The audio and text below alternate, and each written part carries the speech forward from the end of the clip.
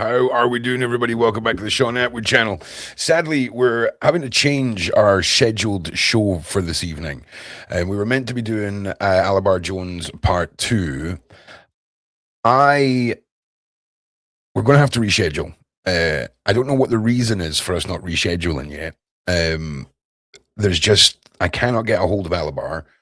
We've done the second part of a demon hunt that we've been doing together all week last night. I'm sure everything's fine. I'm sure he's fine.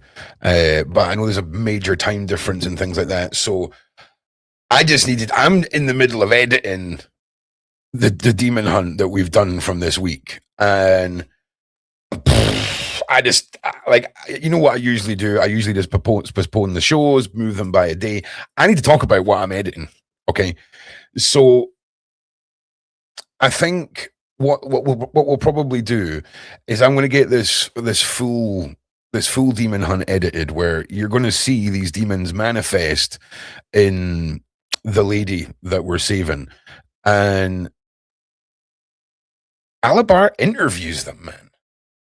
Like, there's a whole interrogation side to this man's process, which is just mind blowing, and it's just there's so many little things that have popped up on the mic that nobody has said, and it's really, really wild, and it's going to take a lot longer than I thought to get this edited, just to keep the lady's identity safe and all of that, just because that's the right thing to do. And it's 7 a.m. in the morning there. Yeah, exactly, Sarah, right? So I can't wait for you guys to see this. I can't wait for you to hear Alobar in action. It was wild. And I think, listen, we usually get things right with the times and things like that, but just in case there has been a kerfuffle, because I know he is in Australia. It's like 7 o'clock in the morning there, so we're not going to be too hard on the guy. But I have sent him messages for rescheduling and things like this, and I know he's very, very keen to come and show you guys everything that went on. So, yeah, Lynn, it is mental. Like, it is completely mental. I don't know what the time. He did say 7:30, did he? Okay, Sarah's saying he did say 7:30. So when I spoke to him yesterday, it was at 9:30, and I did say exactly 24 hours from now. So well, listen, Mikey, what we'll do is we'll give it till 10:30, and just see if maybe we've got the times mixed up or whatever. So yeah, Sarah, producer Sarah saying, yeah, a static party until you realize where you just relax. So it's kind of crazy. The whole thing's crazy. The whole story's crazy. But I think, I'll be honest with you, I think we are probably going to reschedule, because I really want to get this edited up and have this to present to you all. That's all right, Sparkle. Don't worry, because it's insane, and the fact that we're catching these little what the hell are they called? EMP electronic voice phenomenons. Yeah, the EMPs electronic. Yeah, it's crazy. Like, there's one where you can clearly hear, and I've had to like alter and stretch out the sound wave so you can hear it, so it doesn't come out fully audible from the woman's mouth, but there's like these little murmurs that keep coming out. And when you fuck around with the audio, when you mess around with the audio, words start coming out. It's crazy. Oh yeah. Magpie Alobar is definitely the real deal. Like, for a start, a bunch of the demons refer to Alobar as a savage dog, or a rabid dog. One of them, when he hears his name, runs away in fear. It's wild. It's wild. Um, it really is. So really exciting. Really excited to show this to all of you guys. I was hoping to have it ready for this evening, but there's just so much. And like I'm expecting to just be blacking out faces and stuff, but me and Alobar are just repeatedly saying this woman's name. It's almost as if like it's almost as if they're trying to what is Alobar Jones is a demon hunter from Australia, and he's a little rascal. Okay. And yeah, I'm starting his first course on Tuesday. So stay tuned for that. That's all right, mate.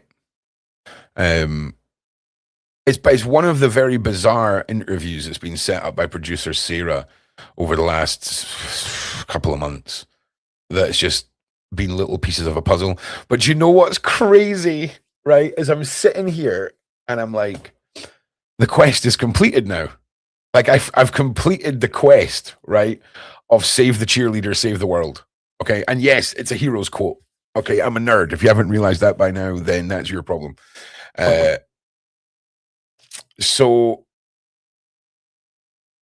this all began when, how long ago was this, Sarah?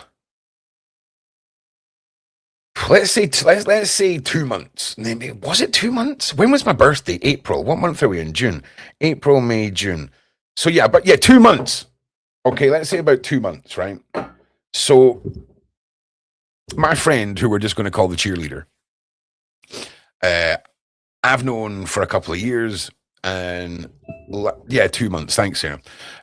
And at the start of this year, I was very much shut off to all of the magic. I'd been starting therapy. I was down in the dumps, shall we say. And I hadn't heard from the cheerleader since the previous year, when I know that she tried to help the channel. Okay. She tried to help the channel by casting some magic towards some very nasty people in Hollywood. And that didn't go too well. And we later discover that there's connections to these nasty people in Hollywood within her real life. And one of these individuals had taken it upon themselves to ensure that this lady suffered for a long time. And I'm watching this friend of mine wither away. Right? Like to the point where like hair's coming out in clumps. And Elizabeth April. I've interviewed Elizabeth April. Yeah, she's a cool lady. We have the same tattoo, me and Elizabeth. It's weird. So I think it's Elizabeth. Hang on a minute. Where am I up to in the story? Hang on a second. Where am I up to in the story? What was I just saying? The quest. She's withering away. Hair's coming out. Okay. Elizabeth April. I'm sure it was. I guarantee you within the next 6 seconds, producer Sarah is going to WhatsApp me going, yes, Elizabeth April. I'm sure it's Elizabeth April.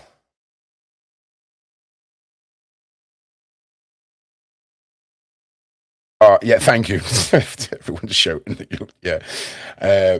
So, and then there was like, she's been through a lot, right? A lot. And yes, thank you, Sarah. Yeah, we have interviewed Elizabeth April. She's a cool lady. So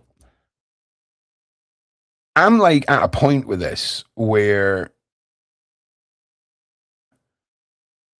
I'm getting really scared for the cheerleader, right? Like really scared. And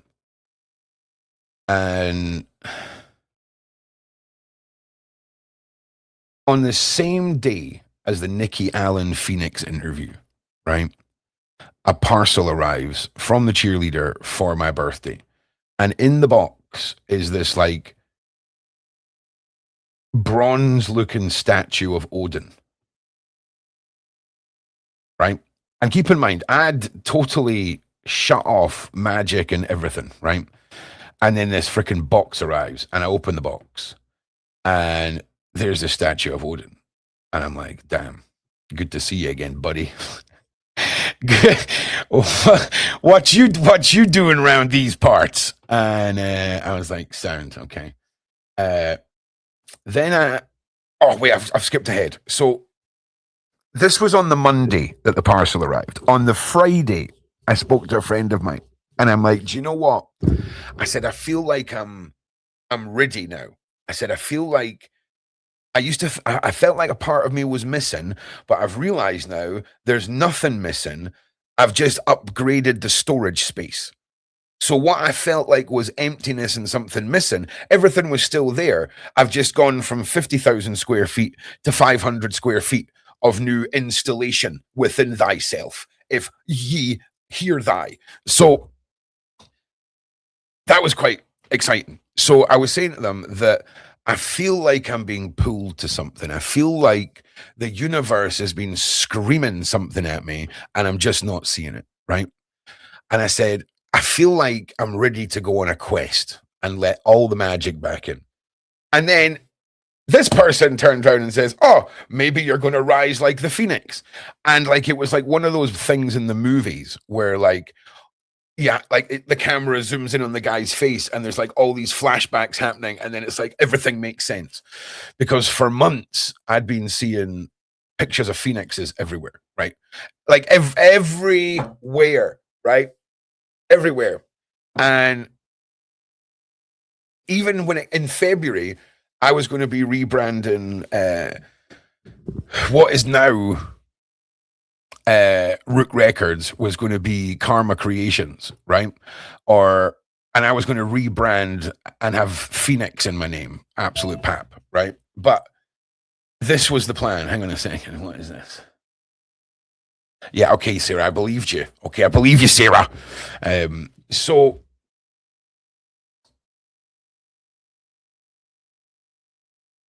Phoenix is everywhere.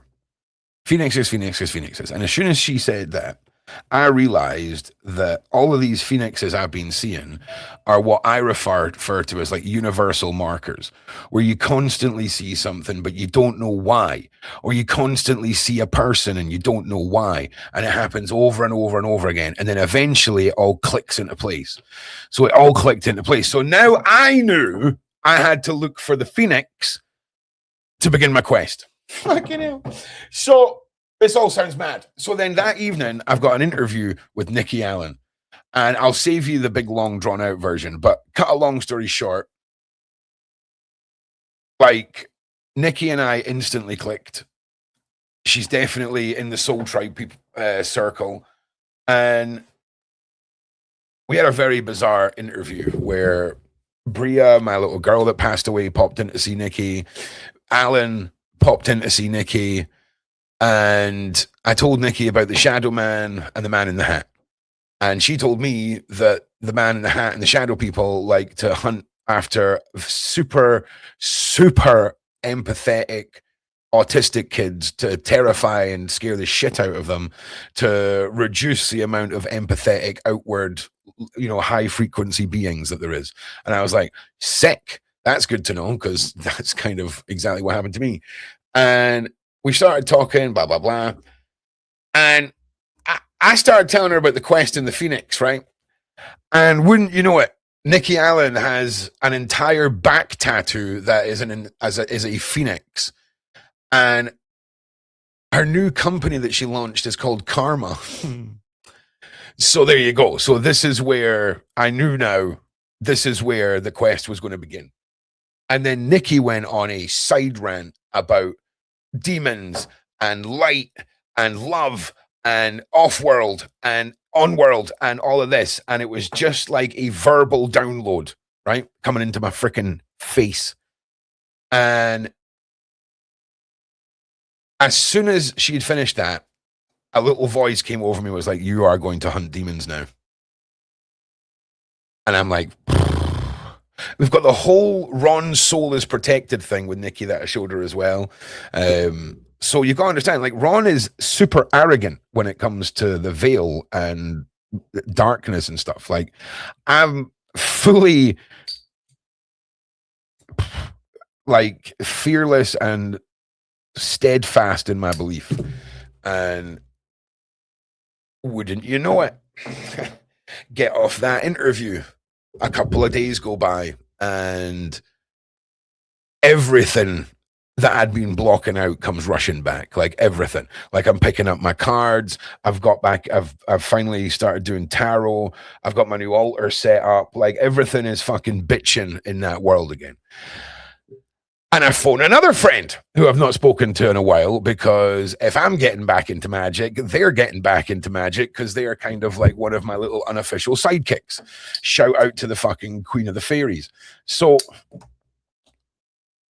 I phone them and they're like, oh, I can't do anything like that right now. I'm completely shut off. For the last 9 months, her little boy has been getting terrified by the man in the hat and the shadow people, and he has been sleeping in there, like his mum and dad's bedroom, for like the last 8-9 months. And as soon as she told me this, because I know her and her little boy, and I know like her partner is like he's a super nice guy, super respectful of it all, but he's not like into it like we are, right? And he was fucking terrified. They were all terrified. Okay. They were all seeing and experiencing stuff. Ironically, the only one that wasn't was the stereotypical older teenage girl who was as much like a non-believer. Like, ain't happening. You ain't getting, it's not happening. So this little boy is the very definition of empathy and light and enjoyment, and he was a shadow of himself. And as soon as she told me this, I have never felt like rage from a loving place manifest. It was like the inside of my body became way too much for the outside of my body, right? And literally, I got on straight on the phone to Danny Henderson, straight on the phone to Nikki, and the two of them gave me a big list to send over to the mum to what she could do, amethysts and salt and writing their names and all this kind of stuff, right? Hang on a second. And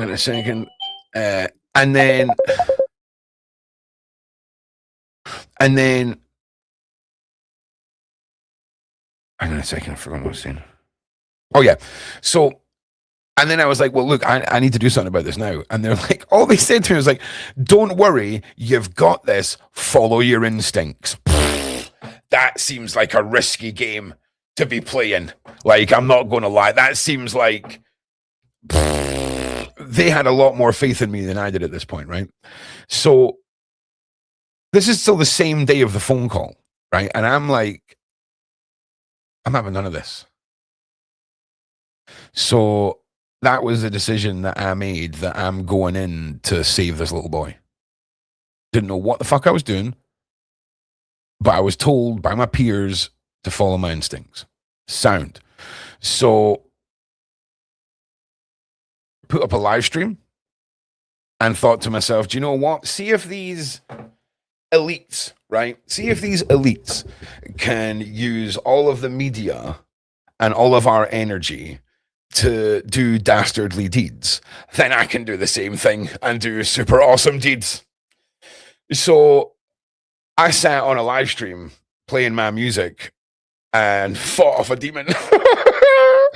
And I sent all of my guardians, everyone. No, Bev wasn't involved. This was all me. This first one involving the Queen of the Fairies. All me.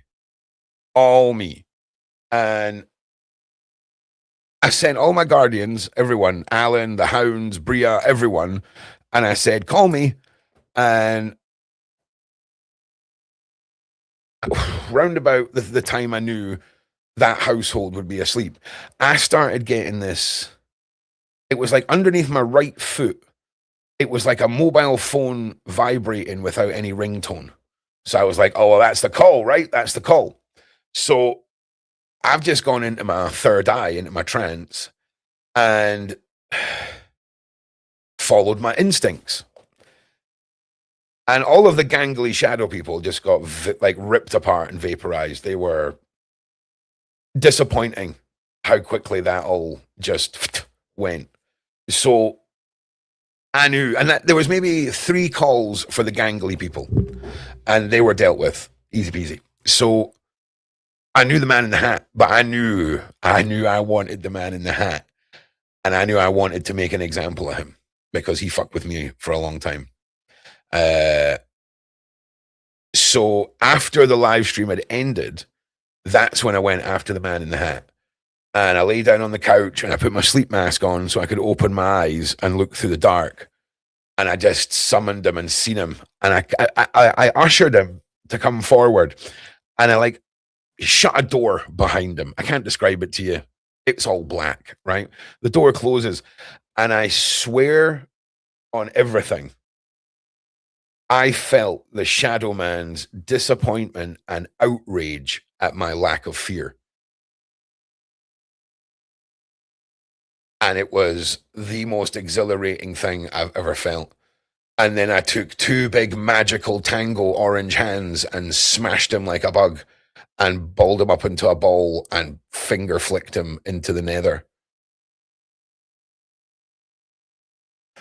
And it's really interesting because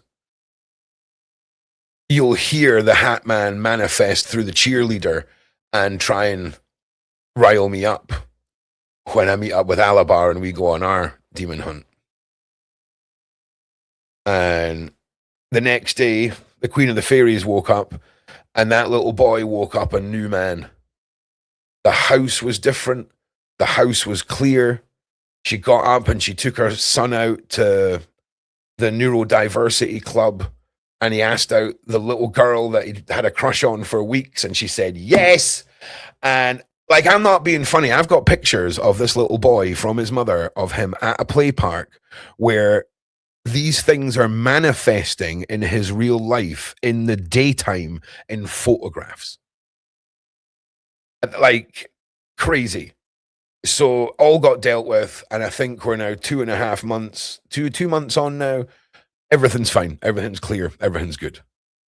And that was sick. But it was completely effortless. It was mundane. It was like, who would you bet on? The human being or the chicken's egg? Who's going to win that fight? That's what it felt like. And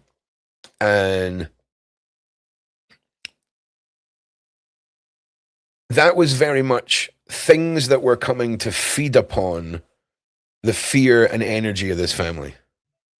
Very different from the cheerleader. And going in to this next job, I was like, right, we're gonna talk to these tarot cards. We're gonna let the tarot cards, this particular set of tarot cards, this, do you know what's even fucking weirder? Like, the previous year for my birthday, the cheerleader sent me a package for my birthday, and it had these tarot cards in it. And it also had a grimoire in it. And all the answers to defeat her demons I found within the grimoire and the cards and the statue that she had sent. How mystical is that shit?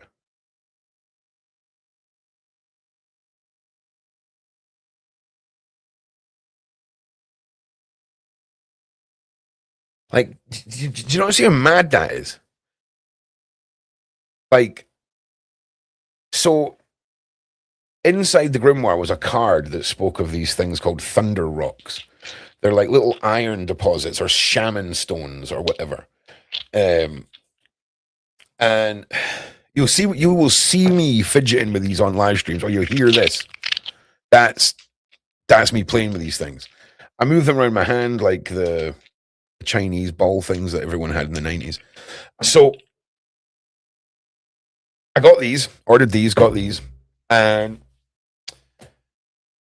amethysts and purple and a whole bunch of other madness. So then I started talking to the cards, and that's when things got really, really weird.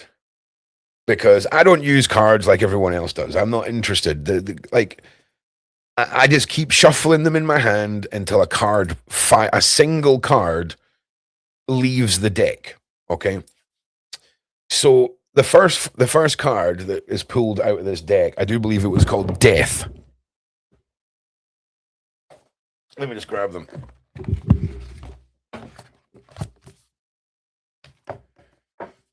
Oh, shit.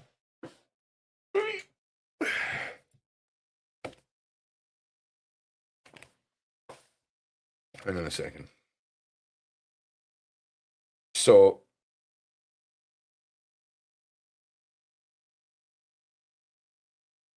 just wait.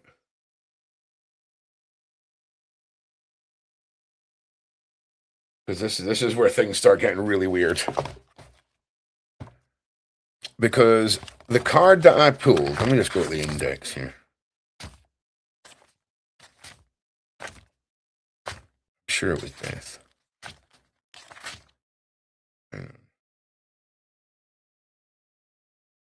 Death, yeah, here we go. So, what is it, 13? So, first of all, it's number 13, right? Which, if anyone knows my obsession with the number 13, that was pretty cool. So, we get to the card titled Death, and the entire image on this card is a picture of Odin that is identical to the statue that I was sent on my birthday. Okay? And I want you to listen to the meaning of this card. Also, there's only 2 symbols on this card.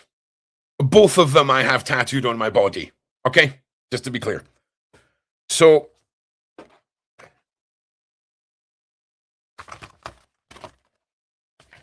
where the frick are going? Here we go. Right, sorry everybody. Here we go. Okay. Meanings. Death, the ultimate transition. We are alive one day, then gone the next. But it's the one change that we can count on to happen to everyone and everything.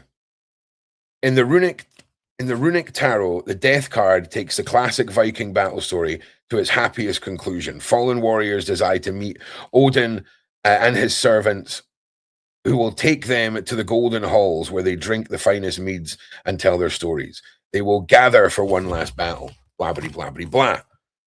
Odin knows what is at stake when he gathers the souls of the fallen. Transformation and change are necessary. This isn't the final stage either, for death only appears in the middle, right? Now, listen, when we talk about the middle, mate, you're in the middle right now. The now is the middle, okay? Because we can only ever be what we are, what we were, and what we can be. So the middle is the now. Your past lives are the then, and who you are over the veil is what you can be. There is still more to be done. A vulnot, a symbol seen on memorial stones and ship burials, appears on the top of a tall gateway, also appears on the back of my hand, on the doors to Valhalla. This card is a symbol. This symbol was a common sign Viking culture used to represent the transition from life to death and back again. It connects us to Odin, who has the power to bind and unbind. To bind and unbind! Alobar is coming. I think I'll explain that in a second, right? So, keywords. The vulnot. And there's also a rune on this. And the rune that's on this card contains the actual name of the cheerleader.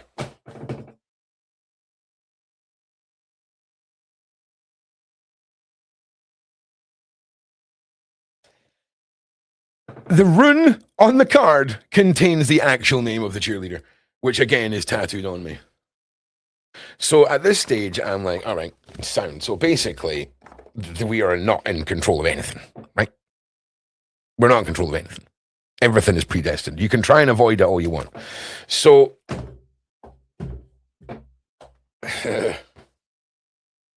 so I spent 10 days studying, looking like some cliche wizard in a tower, being snappy at people because I'm in a state of spiritual warfare readiness. My vibration was so high, right?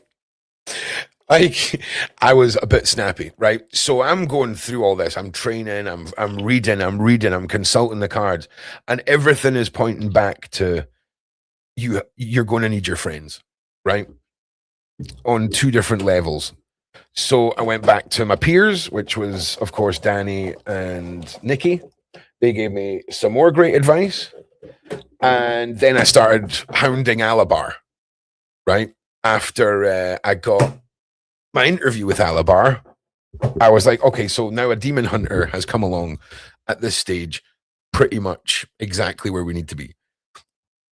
So let him know that me and him are now new best friends, just in case he didn't know. And I asked him if he would help me with the cheerleader, because it wasn't a case of being scared and going in and being scared of what would happen to me. I just felt like I don't know what I'm really doing, and it'd probably be good to have one of the world's most renowned badass demon destroyers in the mix. Do you know what I mean? And he very kindly said that he would. And it was weird because we had it all arranged, and then the cheerleader, it was like everything that you would expect from somebody who wanted help. She did the opposite for like 36 hours. And we got everything reset, and then we went back in, and then Alobar joined set up a live stream for us, and we all joined, and we started last week clearing these demons out of the cheerleader, and it took 2 sessions, and the cheerleader's great. Cheerleader's living her best life now. Like after the first session that we did with Alobar, her voice was different, skin was different. Do you know what I mean? Like she was glowing again. If any of you have ever met a Palladian hybrid, you'll know what I'm talking about. Because, yeah. So she's starting to look her wonderful non-human self again. And like I feel like there's probably still more to do. Like sadly, I had to duck out halfway through yesterday's demon hunt to interview SEAL Team 6 guy. And then about half an hour after that, like the cheerleader's internet and power went out. So I don't know if we've still got stuff left to do. But I am going to become the #1 student of Alobar Jones. That's what I'm going to do. And yeah. So yeah, Alobar was meant to be on the show tonight. I can't get a hold of him, but it's fine. Like we can reschedule. And what I'm going to be doing is I'm currently editing for you guys the exorcism of the cheerleader. Now the reason that I say save the cheerleader, save the world is for 2 reasons. the cheerleader is not like us, okay? And what we think we are capable of when it comes to empathy and love and kindness and truly embodying what that means. There's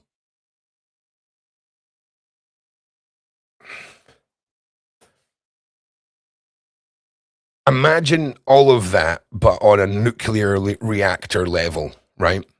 Now, I personally believe that I would rather perfect going after demons by the postcode. Do you know what I'm saying? Hang on 1 second.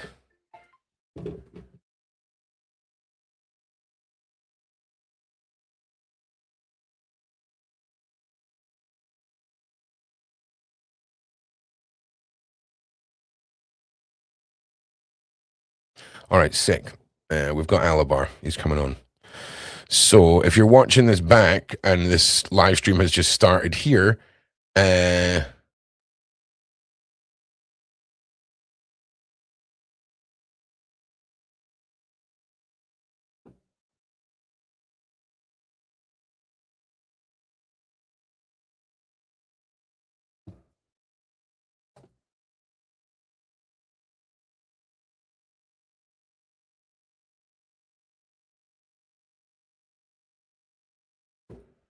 all right, where's Alobar? There he is, little rascal.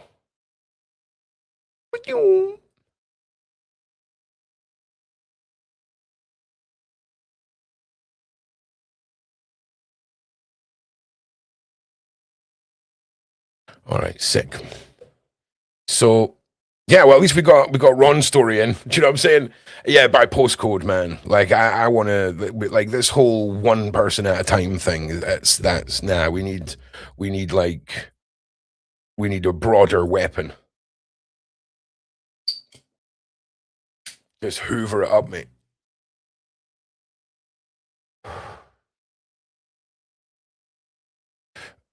Yeah, it's just live going. No, this is on Sean's channel too.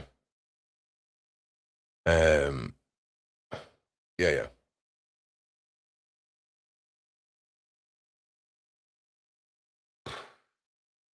The day that country signed a peace agreement. Okay. So yeah, wild. So I genuinely believe the cheerleader. Ron's got a little special group, right? And I believe that she's the next person in that group, and she is the super fuel that is going to facilitate wider shenanigans. Freaking hell, Mike! How you doing? Awesome. It looks like I got the right link. I was just listen. We can't get it right anytime or all the time, Alobar, right? Also, I've not spoken to the lady that we've been working with, so we're just going to refer to her as the lead. I refer to her as the cheerleader. Save the cheerleader, save the world. So okay, we'll call her the cheerleader. Yeah. So I've told everybody that I got the time wrong and I didn't know if you were going to be here. So I've been waffling for about 40 minutes. So what I think we should... minutes? Yeah, listen, Alobar, you got the wrong link, the wrong time, okay? We're nailing it today, right? So we'll do like a little preview of what's to come, because, dude, the stuff I've been finding in that recording is wild. The recording itself is wild, but the stuff that is... It reminds me, I was just watching that in the last 10 minutes, while I was waiting to be led into the other bloody room. Oh, yeah, you've been live for 39 minutes, flat out. Yeah, man. We're good. Just remember, everybody, it's Sunday morning here, so... Yes. I told everyone. I'm most alert. Yeah, I've let everyone know, trust me. And I did let everyone know that it was probably me telling Sarah the wrong time. So we're all good, man. Yeah. But yeah, we need to get a show up this week for this video, bro. Like, anyway, yeah, talk about what you see, Alobar. Sorry. Yeah. It's almost like you know, when they reverse those tapes of famous songs and there's little bits of statements in it. Yeah. That's exactly what it's like. And there's a bunch of them, right? And some of them are the cheerleader where you'll say something and then she'll answer, and then it's almost like a second little demon is saying something else, and our lips hardly move. Do you know what I'm saying? It's so weird. So it's fascinating. Yeah.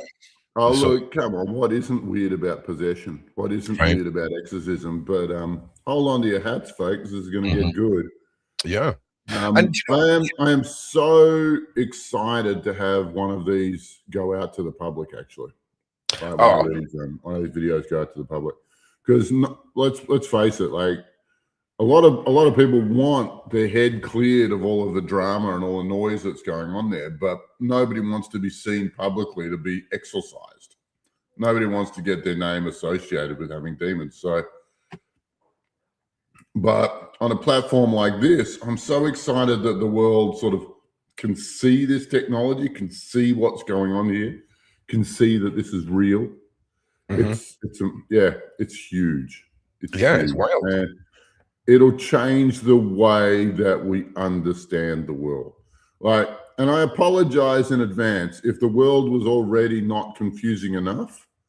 Then this will just add one more factor into the story of why the world is so crazy.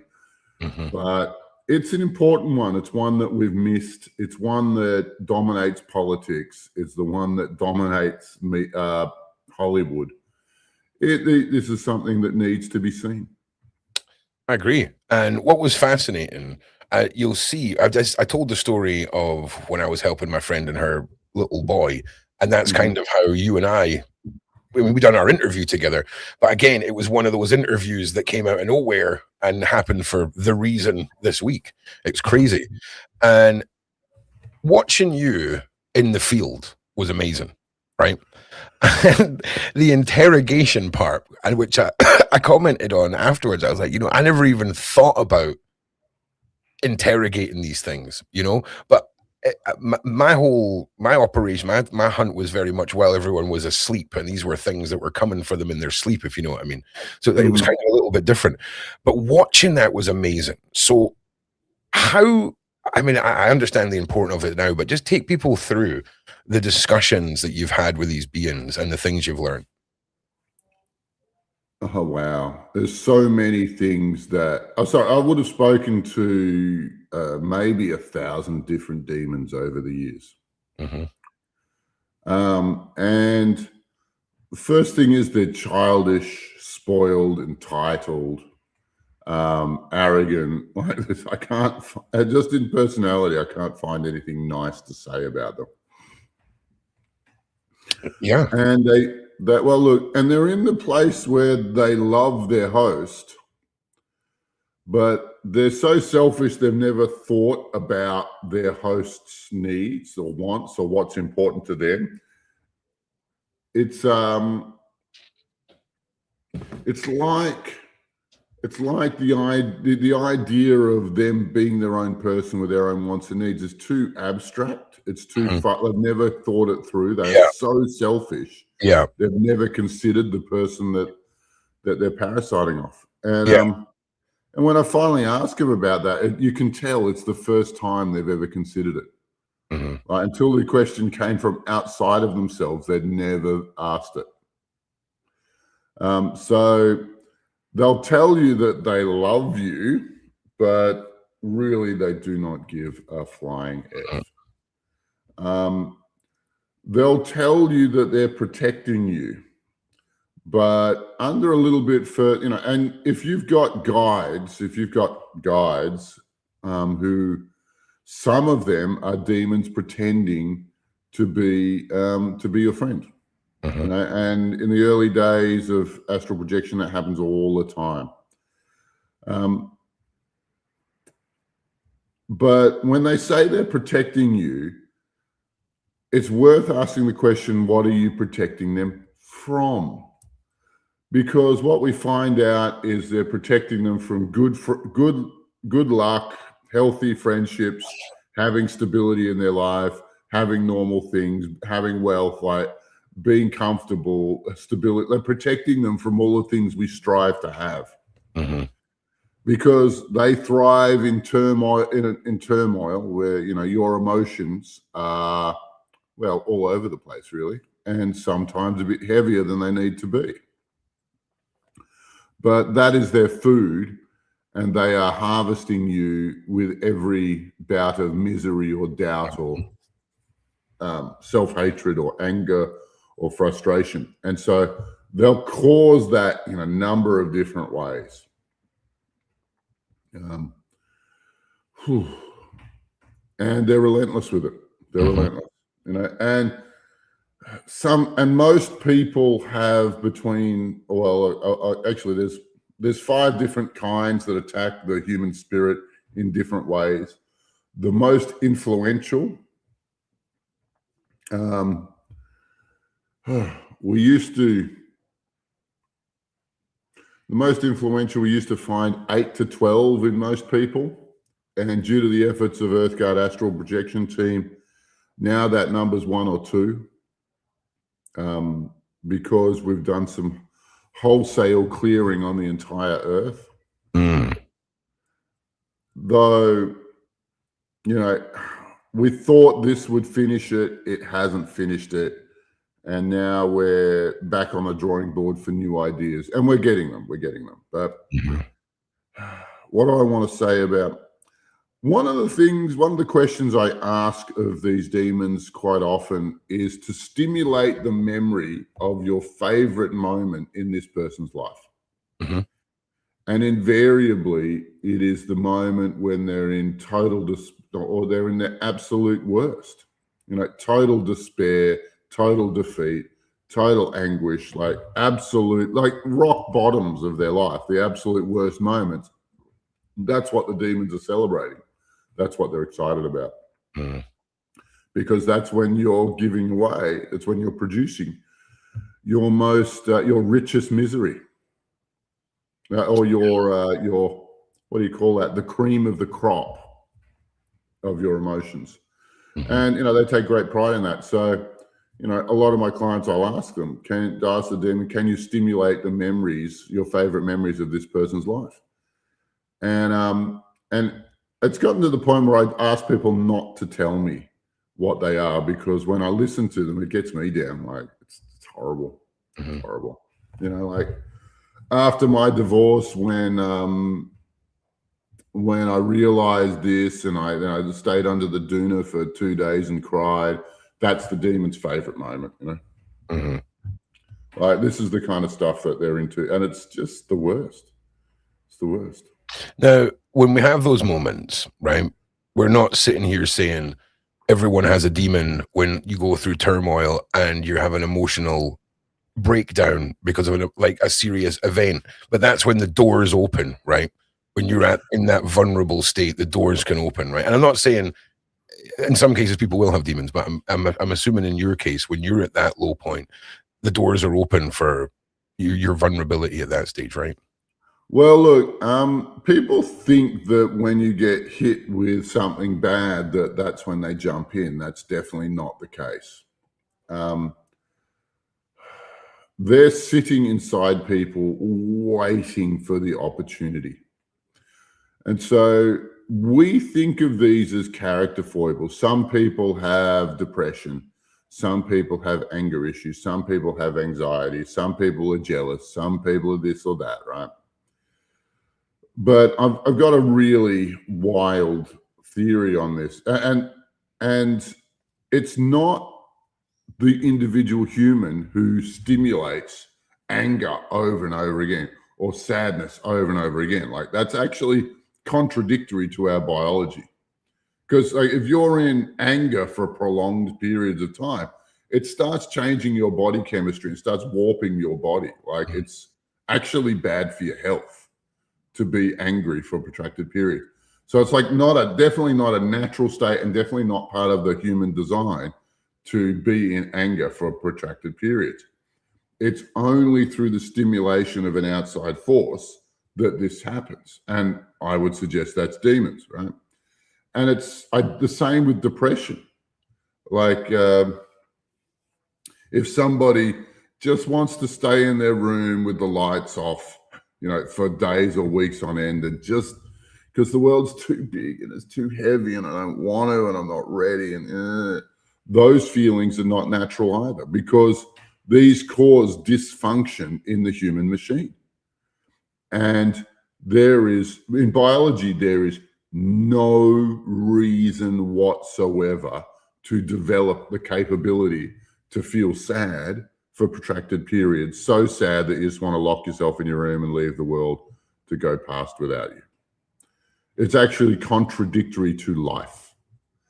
And so I would suggest, and I'm not married to this conclusion, but it's one of the more extreme conclusions I've had in the field I'm working in, is that all sadness, all of these terrible character traits that people have, all of these extreme emotions that people have, are stimulated by demons.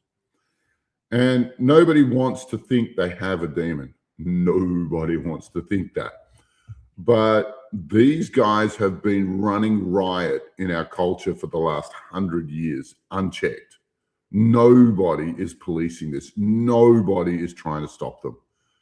In fact, there are parts of our culture, namely the Epstein class, who are promoting them and pushing them and trying to get them further embedded into human minds. With great success, I would say. So, if this is an issue for you, reach out and get in touch, because if this sounds similar for you, then reach out. It's because these problems are solvable.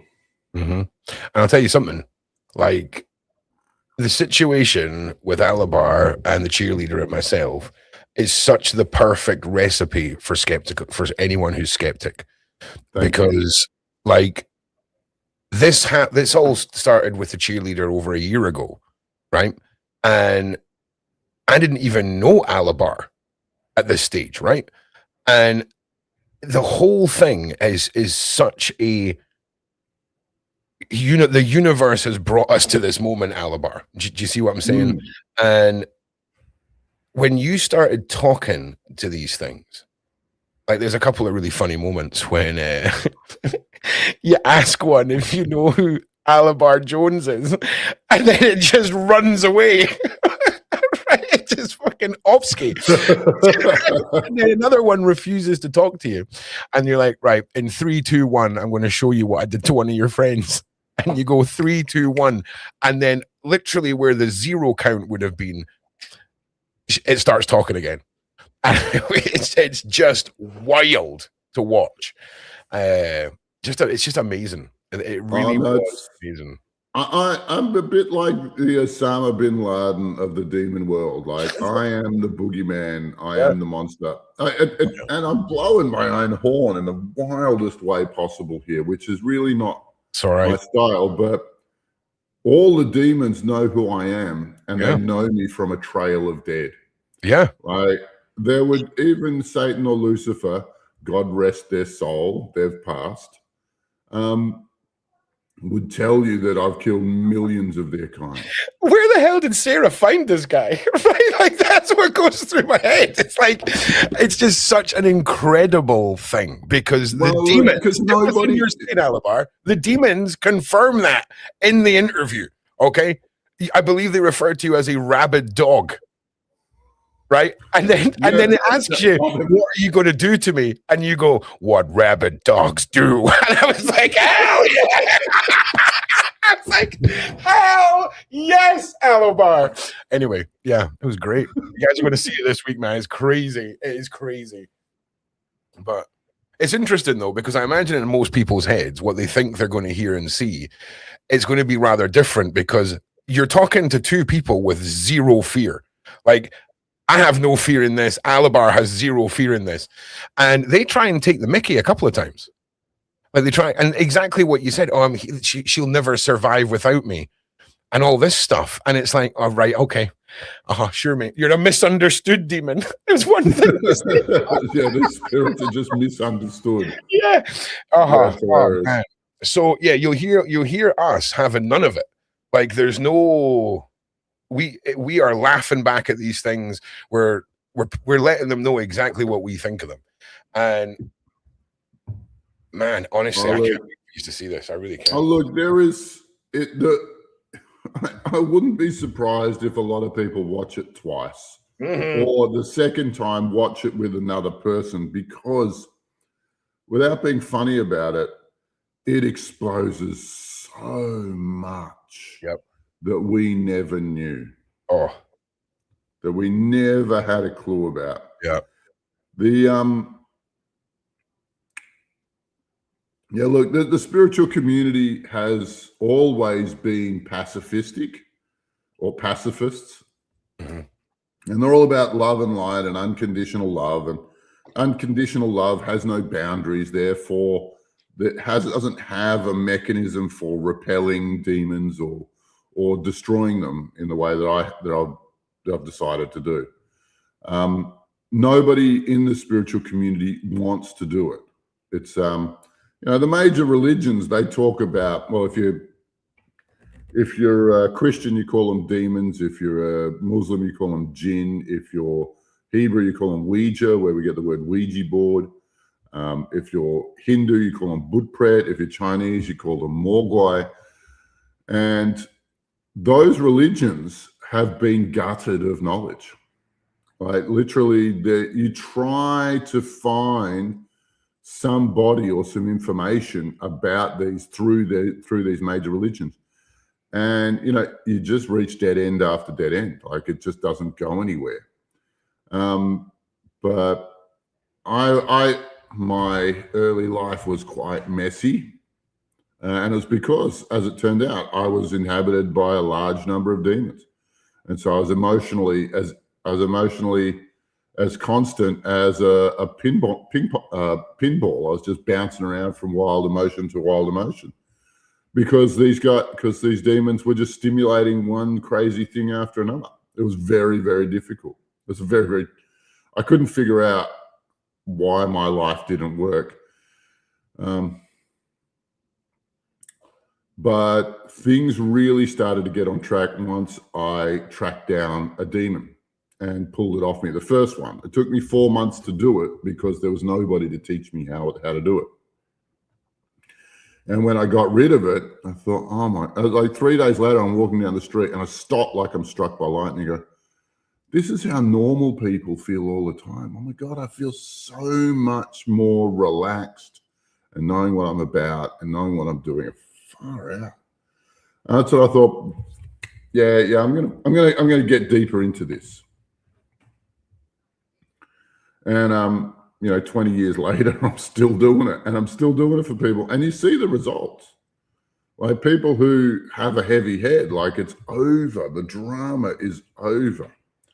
And I'm really looking forward to seeing, to hearing the cheerleader tell us how her life's changed or how her internal landscape has changed. Dude, it's crazy. Like, I wish I had recordings of what she sounded like before all this started.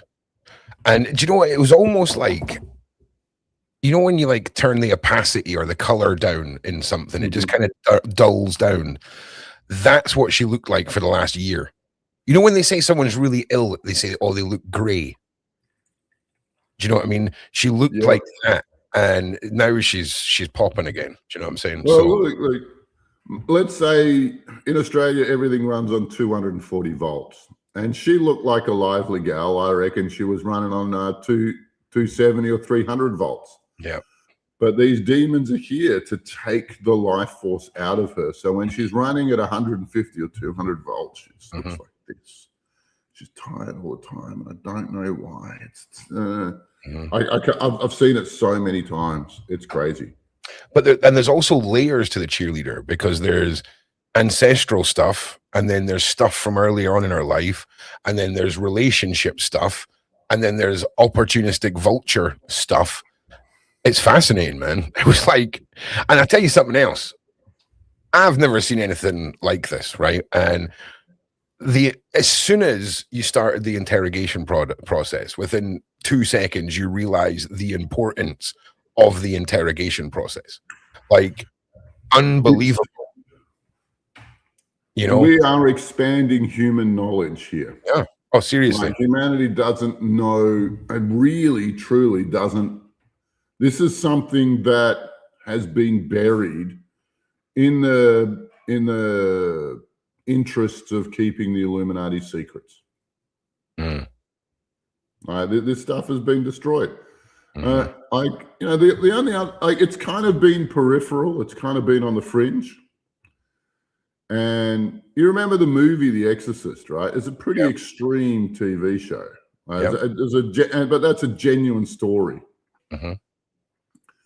And it was part of a campaign. You'll laugh, because when John Paul II rose to the papacy, I think it's in 81, one of the first things he did was shut down the exorcist order in the Vatican.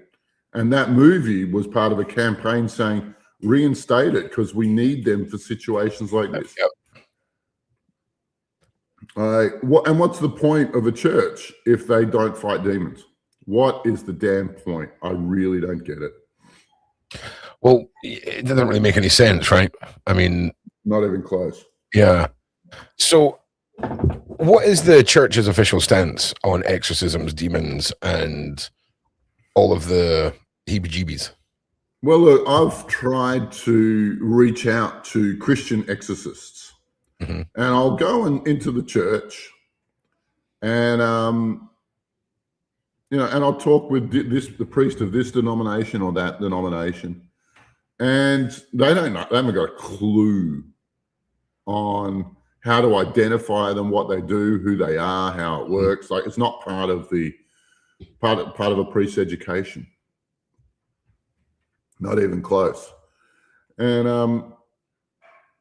one of them told me that one of the brothers died of alcoholism. The alcohol killed him. And I said, haven't you ever heard of the demon Al-Ghul? Somebody was asking you to speak about alcohol, actually. So we're just going to assume that this was a professional segue into this section. Alobar, Sam would like to know about alcohol. So if you could go into that, that'd be great, please. Yeah. Oh, well, look, I used to be in Alcoholics Anonymous management. That group saved my life. Like, when I joined, they saved my life. I was suicidal and they brought me back. And I don't think I could have listened to anyone else but a bunch of other people who had the same junk going on in their head. Right? But Al-Ghul, and every single person in there is a carrier of one of the minions of Al-Ghul. Now, Al-Ghul is a Muslim deity. Where the Muslim and Christian empires met was in Spain. In Spanish, his name is Alcohol. In English, his name is alcohol. And so when we say the word drinking spirits, it's not figurative. There's no allusion to anything. It's the most direct thing you can say. Because what you're doing is you're inviting the spirit of Al-Ghul into your body to make you feel funky and to give you better ideas. Very similar to ayahuasca, where you drink ayahuasca, you feel funky and you get different ideas. Whereas ayahuasca will try and turn you into a better person. Alcohol will try and turn you into a worse person, basically. Yeah. And you've got this thing with, where am I? Where the Muslims they know that demon really, really well.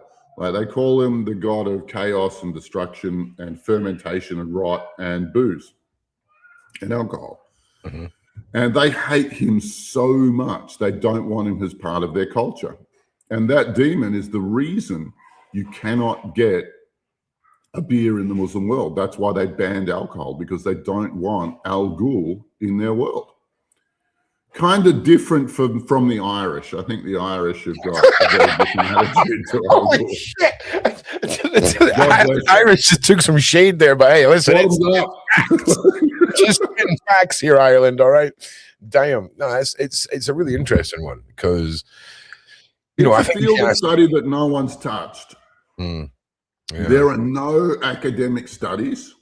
There are no psychological studies. You would think that psychology would address this, because every culture in the world has got a mythology, a story of these invisible monsters that mess with your mind.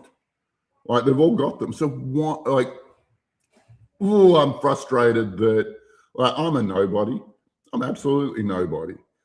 But I had to break the seal on this. I had to crack the nut first for myself, and then when I see so much misery around, like I've got to do it for other people. There's nothing else to do. And you've seen it in action. You've seen how it plays out. You've seen what we're facing. Yeah, like, there's no alternative but to continue. Oh, well, here's the thing. Do you honestly think that you had a choice in this? Like, this is clearly... It was my destiny, or whatever. As absolutely cliche, right, and absolutely tree huggery as that sounds, right? And you know how I hate to bring in tree hugger cliches in our conversations, right? But it feels a lot like that, dude. Look, it was a logical step, one after the other, for the last 15, 20 years. Right? Logical step into your destiny. Okay. Well, look, I went to a theatre healing class, the third one in their series. Like, theatre healing was a big deal 15, 20 years ago, right? Okay. And they taught us to scan people for one of the 5 types of demons that are out there, right? And they don't know about the other 4. That's my research. Okay. And they taught us how to scan for them, and I noticed that I had a whole bunch. And I would go to the Alcoholics Anonymous meetings and I'd scan all of them one after the other, and everybody's covered in them. Okay. And then I would sit on a park bench in town and start scanning people as they walk past. And in the general population, they are not as thickly represented as is in Alcoholics Anonymous. There's just something going on here. This might be the secret, because I went to 500 or 1,000 Alcoholics Anonymous meetings, and you start to see that everyone can describe it. Everyone can paint the picture all the way around it, but they can't say what the cause is. And my thesis is that it's demons. Like, and they've got things like, they say things that match between alcohol and demons really perfectly. Like, alcohol is cunning, baffling, and powerful. No, it's not. It's a liquid. It's the demon behind it that is cunning, baffling, and powerful. And I can ramble like that all day. Yeah. Well, look, while we're on the subject of intoxication and self-medication, let's go into narcotics, right? What is it? I imagine they've probably got just as much. I mean, obviously, some of them are really bad, right? Some of the really serious ones are really bad. Some of them are quite a good time. But, like, is there always an attachment to something that's going to alter our state? A couple of years ago, I interviewed them all. I interviewed cocaine as a demon, heroin, ice. Ice was hard because ice is the most chaotic nutter I've ever come across. Weed.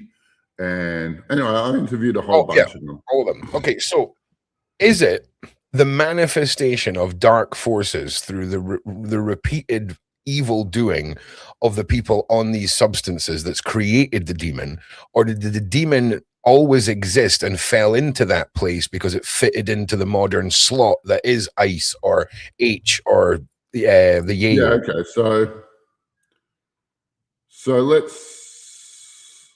So let's take weed, for example. Sure. Every time you smoke, you are literally taking the 3D version of weed into your body, and the 4D version comes along with it.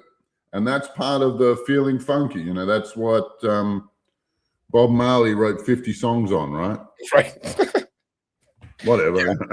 I'm with you. Hey, listen, it's not just Bob Marley. I mean, arguably, if we took out narcotics from the human history, 70% of some of the greatest music just doesn't exist. All right. It swings and rounds like Alobar. Okay. We can, like, you know what I'm saying? So how using astral projection, using the meditation techniques, I've found a way to translate a feeling into a melody. Now, I don't use it because I can't translate that melody in my head onto a guitar. I can't do it. I don't know how to do it. You and I are going to talk after this, Alobar, because I can show you out there. So, I actually think in a world without demons, a lot of our music's going to be about sunshine, lollipops, rainbows, and unicorns.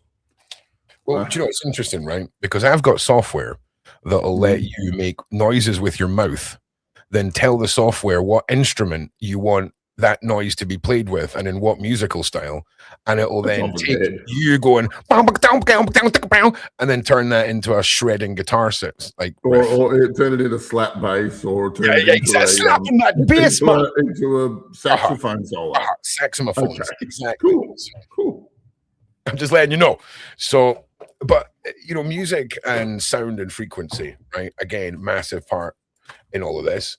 And when people hear us talking about, oh, you got to raise your frequency, oh, my frequency is low today, it's high today, I feel like that is slowly becoming the 2026 version of go and hug a tree.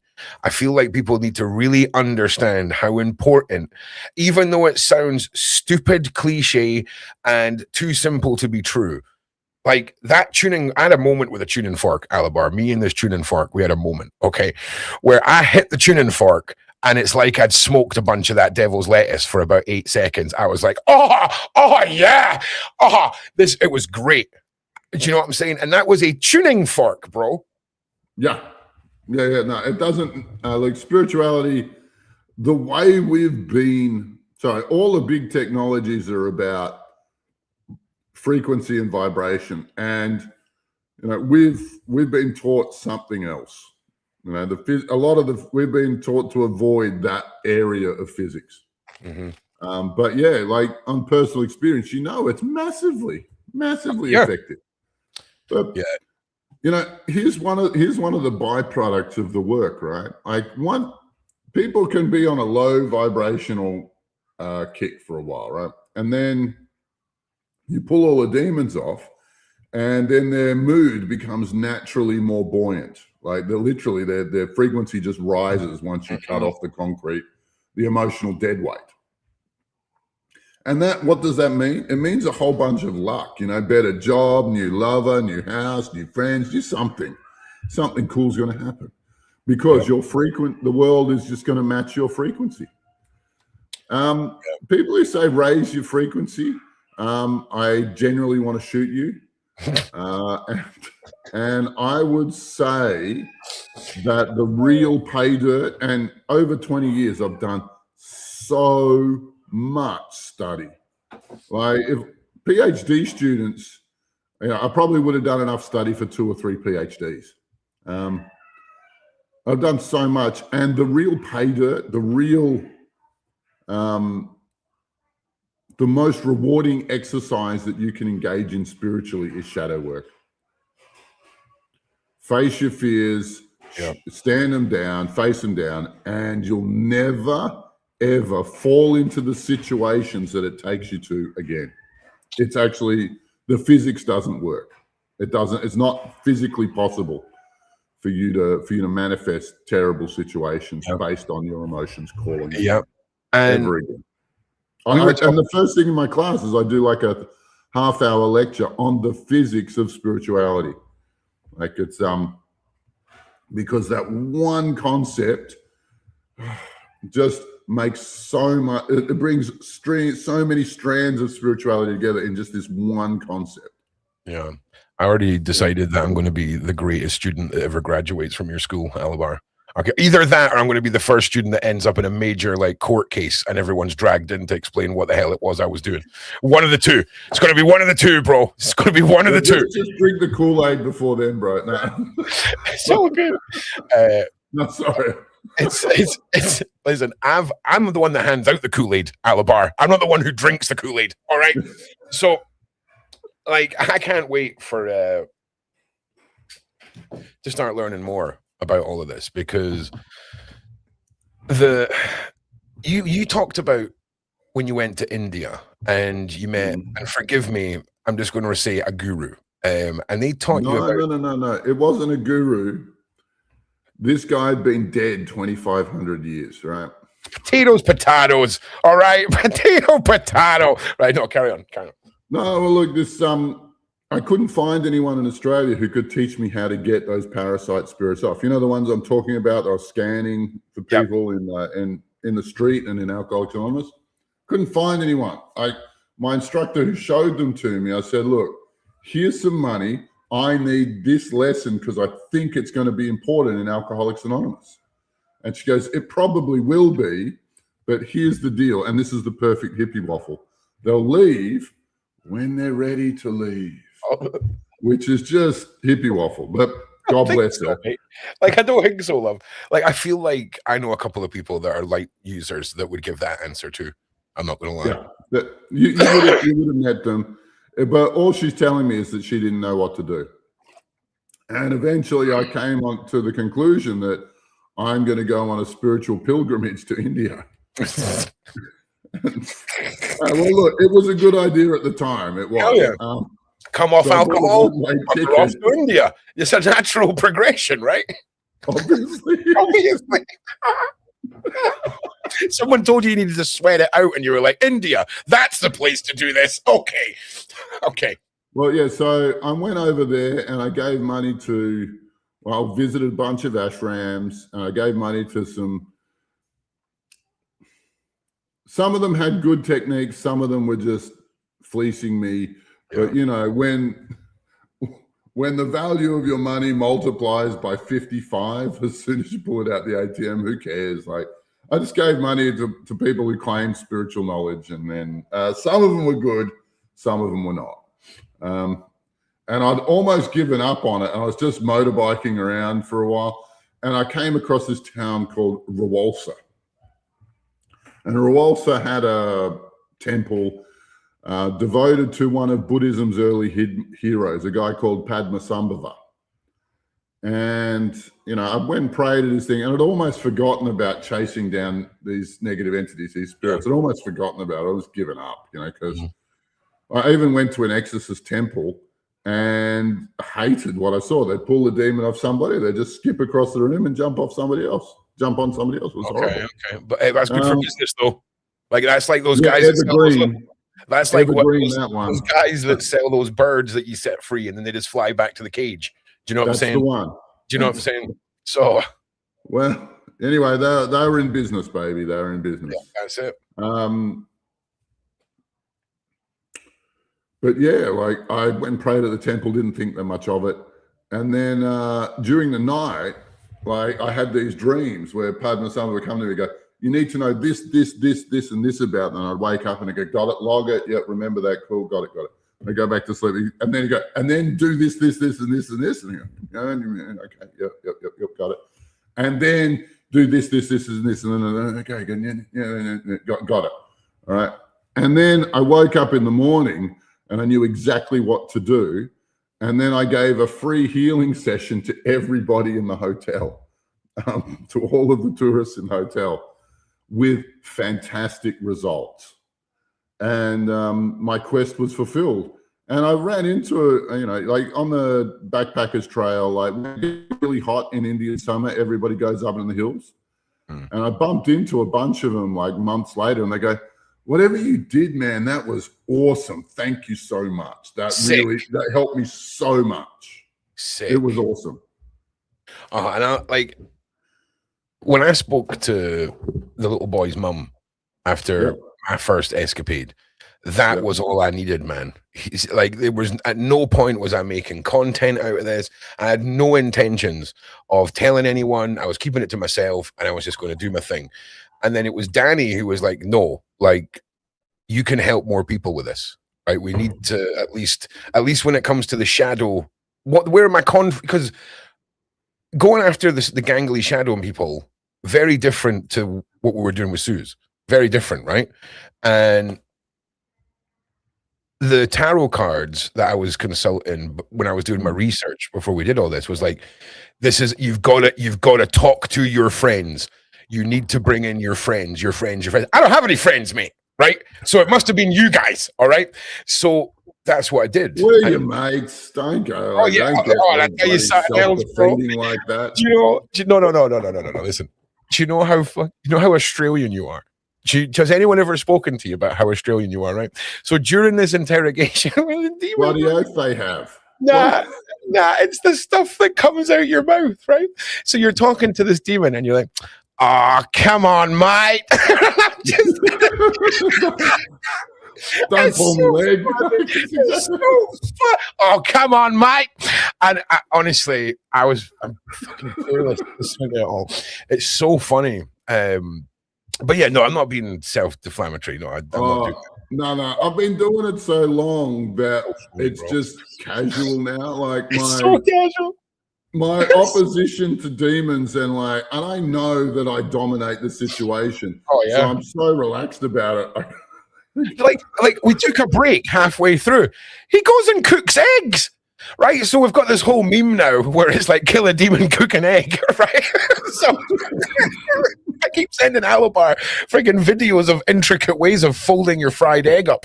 100%, bro. Kill a demon, get an egg. That's the reward. That is 20 years of demon hunting. At that moment, can you guess what my priority really was? Getting a freaking egg. Which one was more important to me at that moment? And it's so, but it's kind of important that we emphasize.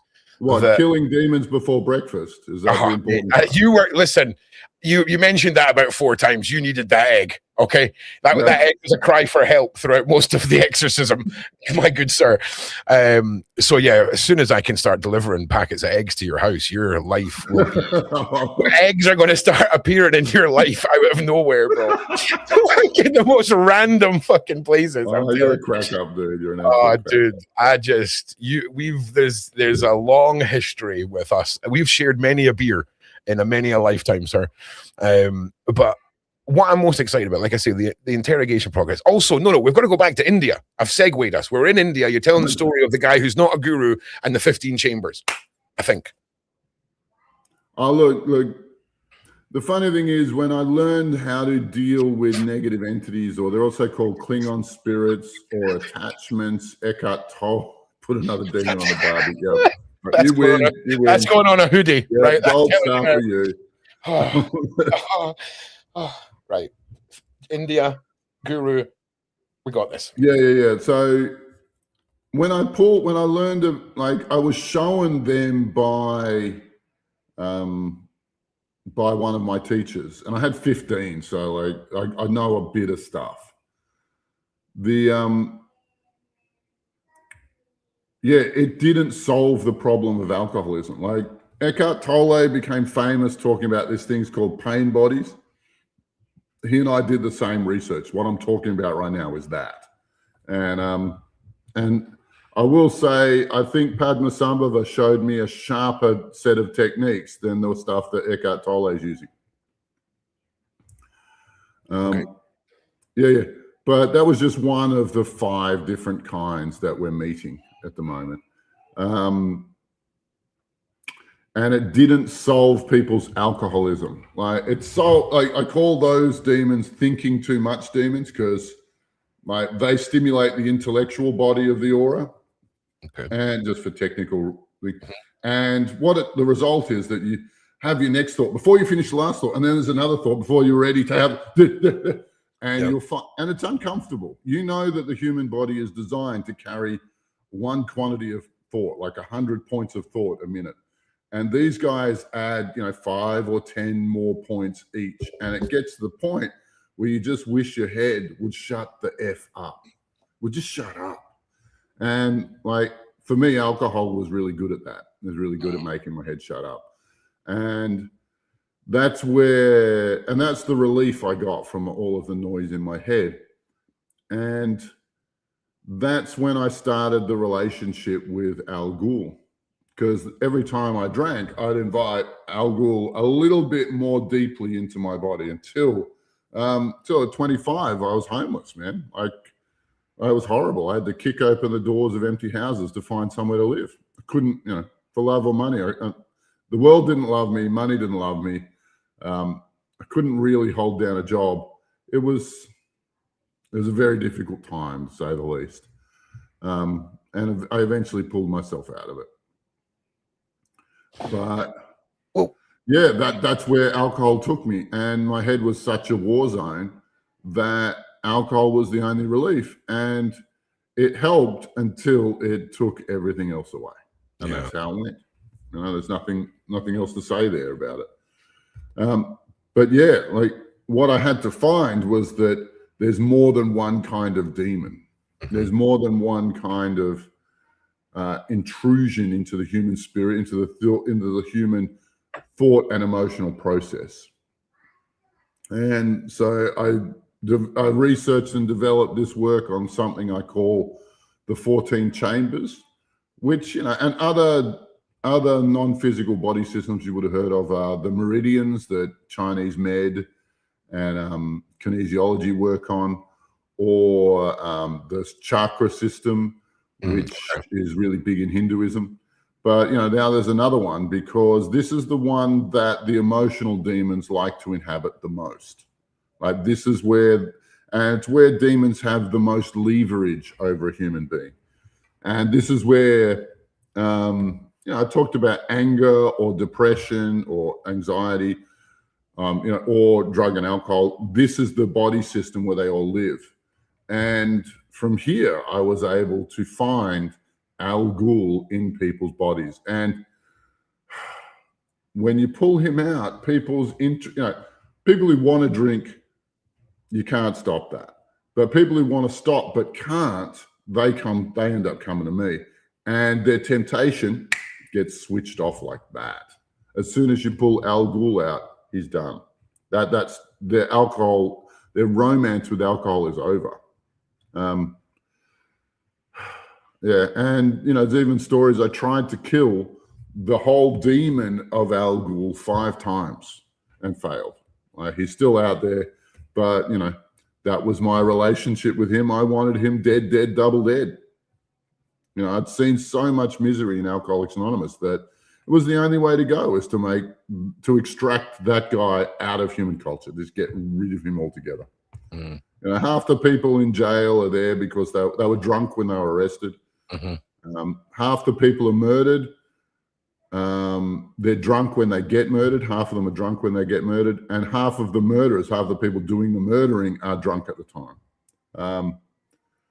So his influence, his share of culpability in that, and I'm not even starting on car accidents and breakups and fist fights and blah, blah, blah, blah, because he's there for all. It is quite a massive number when you start stacking up the, and when like even if you want to be real, a percentage of those crimes would have happened regardless. There would be a small percentage, but it's still a massive percentage that would not have occurred, right?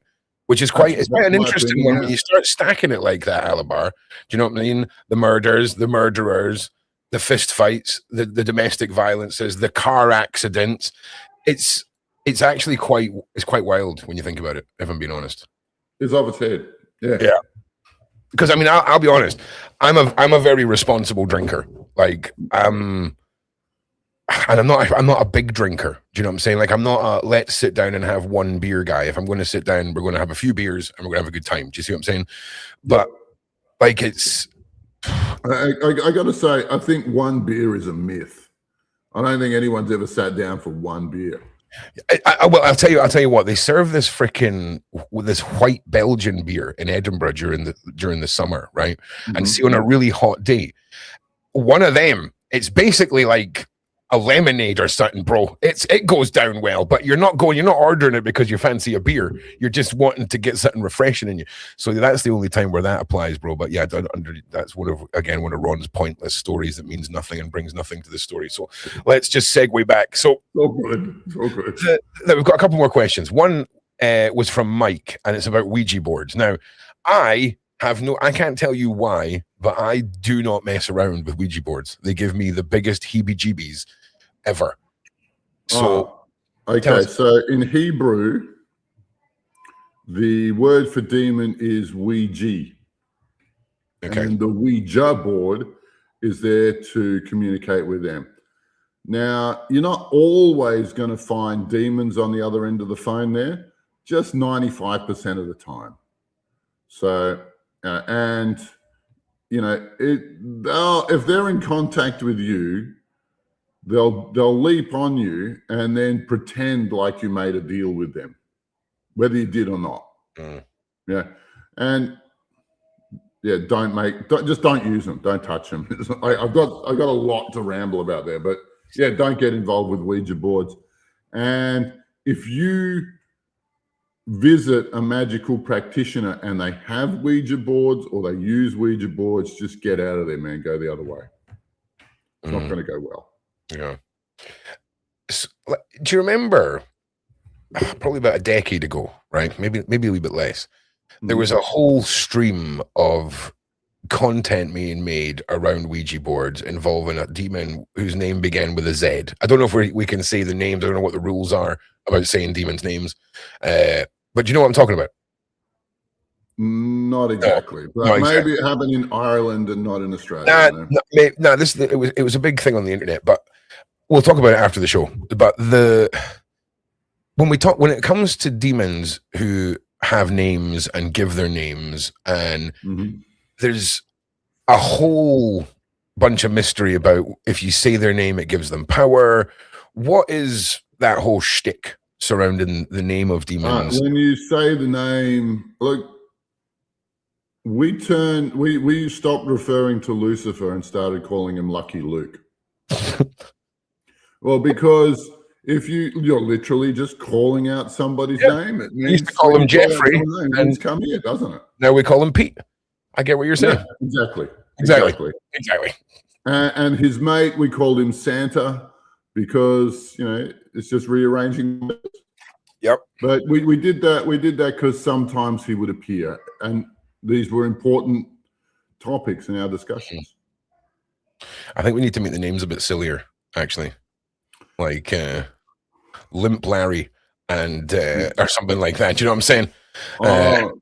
Look, Big they Jesse. are tragic. When you meet them, and there are interviews with Lucifer and with Satan on my YouTube channel. Like when you meet them, you'll understand that they're actually tragicomic figures. There's no, you can't empathize with them, and you can't. You'll have to see it. It's horrible. I'd like to know that this is the being that's trying to inspire fear across our whole culture, across the whole planet. They're such children. They are really. They're like a 6-year-old in a toy store and just walking around pointing at things, go, mine, mine, mine, mine, mine, mine, mine. You're all mine. I own you all. You're mine. And then fighting to make that true. It's obscene. I always get a little bit upset when I think about how badly they behave, I need to ask you I don't know if you've ever thought about this, right? So we know if you take a bunch of bad people and put them in a room together, right, that creates quite a bad energy, right? Yep. We had something that occurred yesterday, very tragic. To say that's what prisons are for concentrated misery. Okay. Yeah, keep going. So when sorry, I just got your analogy there. For a second there, I was like, what the hell are you talking about, Alobar? But no, I get your analogy. That's what prisons are like. Put a bunch of bad people together, bad energy. I'm with you now. That was my ADHD, not the awesomeness of your point. So if we then replace the physical place with, say, a Reddit page, okay, where we've got a bunch of negative people who we're not talking about people who are generally bitching about the world in a general sense, targeted hate, okay? And anyone who on YouTube has ever seen the YouTube channel Save a Fox, Michaela, the lady who runs that, ended her own life yesterday or the day before because of online harassment and things that were being made up about her. And this is a woman who dedicated her life to animals. Here she is. She dedicated her life to animals. Like she saved foxes and she done a lot. Here's our YouTube channel. Save a fox. Yeah, sure. Like, what's the problem, mate? 2.5 million followers, right? And this is her here. She's gone. Yeah, the fox lady, right? And people are having a go at her. She ended her own life, bro. She's gone. This happened like 30 hours ago. Wow. And like people are just in outrage because at the center of all of this is literally a bunch of twisted individuals sat in their houses, consumed by their own hate and misery, who are trying to tear people down. Now, if we try and imagine a virtual version of a demonic portal that draws in all these people, it's okay. Yeah, do you see what I'm saying? Can you? Is there any relevance to when people gather virtually?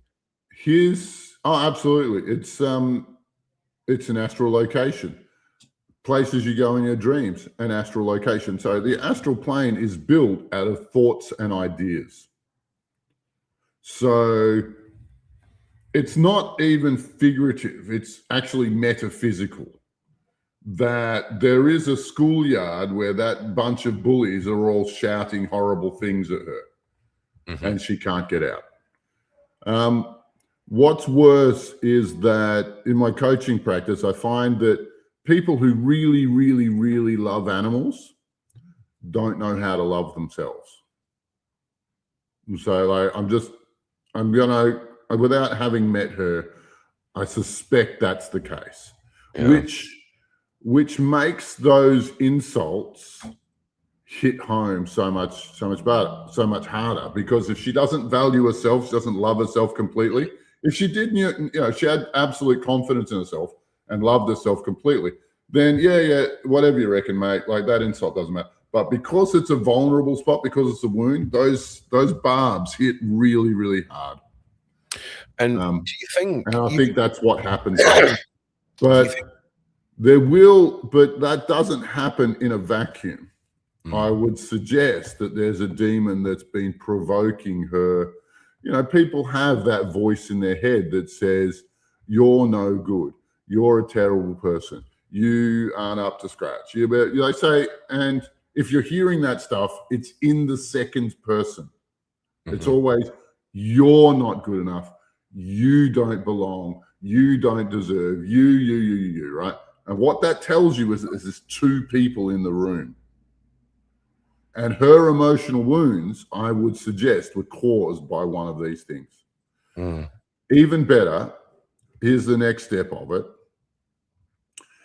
You would have heard about sacrifice in the Bible. They would kill the fatted calf to bless the harvest or the wedding or the war party or whatever it is they're doing, right?